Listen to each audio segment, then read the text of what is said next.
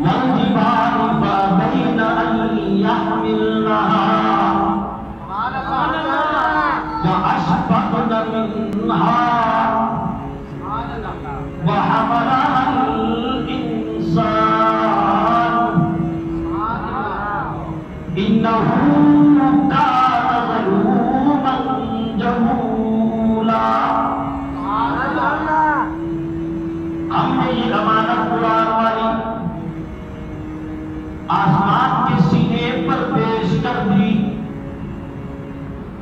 پھٹنے پر آ گیا آسمان. آسانی اس امانت کے بوجھ برداشت نہیں کر سکیا. زمین تے پیش کی تھی. پہاڑ اونچا بنا لی زمین. بندیاں نے قدماں تے بوجھ برداشت کروا لی زمین.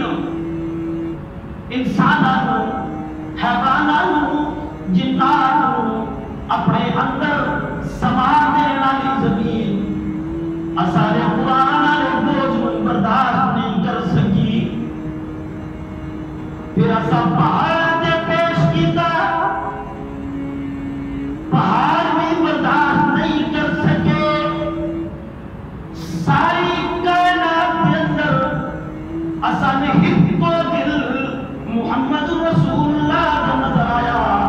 اسا اپنی کلام محمد دے سینے دے اتار دیتا.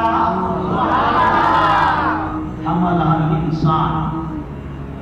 الانسان توجہ کرے. سوال کرنا نے سوال کیتا. اللہ کی امانت تے بوجھ چاون تو بعد انسان نوں کپڑا بلند ہونا چاہیے. مقام والا ہونا چاہیے. بڑی عزت اور رفعت والا ہونا چاہیے. اللہ نے امانت کو فوراً بعد فرمایا انہو کان ظلوما جہولا. یہ ظالم نکل آیا تے جاہل نکل آیا. گل کی سمجھ کوئی نہیں آئی. آسمان نے انکار کیتا. زمین نے انکار کیتا. پہاڑ نے انکار کیتا.